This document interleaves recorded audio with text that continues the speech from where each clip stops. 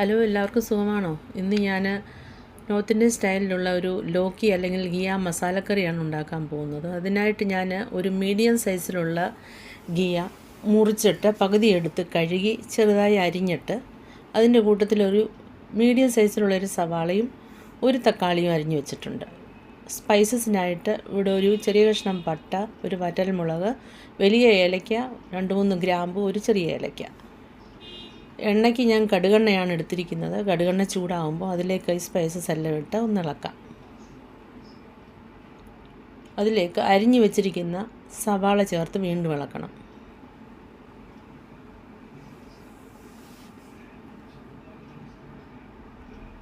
ഇതിലോട്ടൊരല്പം ഉപ്പ് ചേർത്തിട്ട് ഇളക്കാം.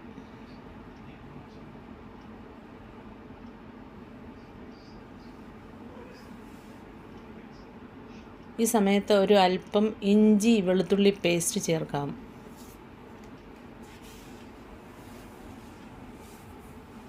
എന്നിട്ട് വീണ്ടും എല്ലാം കൂടെ ഒന്ന് ഇളക്കുക. ഒരു അല്പനേരം കൂടെ ഇളക്കിയതിന് ശേഷം അരിഞ്ഞു വെച്ച തക്കാളി അതിലേക്ക് ഇട്ടിട്ട് നമുക്ക് വീണ്ടും വഴറ്റാം.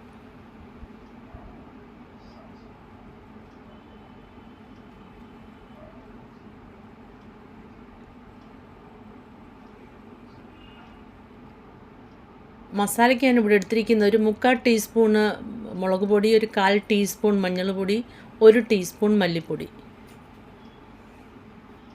സ്പൈസസ് എല്ലാം നമുക്ക് ഈ സമയത്ത് ഇതിൻ്റെ അകത്തോട്ട് ഇട്ടിട്ട് ഒന്നുകൂടെ വീണ്ടും ഇളക്കണം.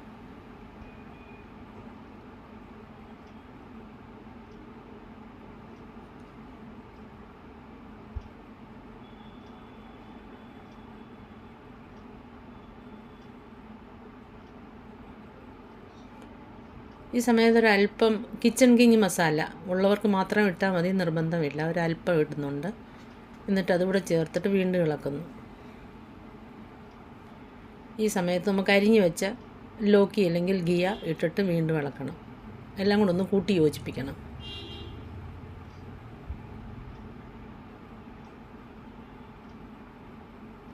ഈ സമയത്ത് ഞാനൊരു ചെറിയ വയണയില ഇടുന്നുണ്ട്. ഇത് നേരത്തെ ഇടേണ്ടതായിരുന്നു.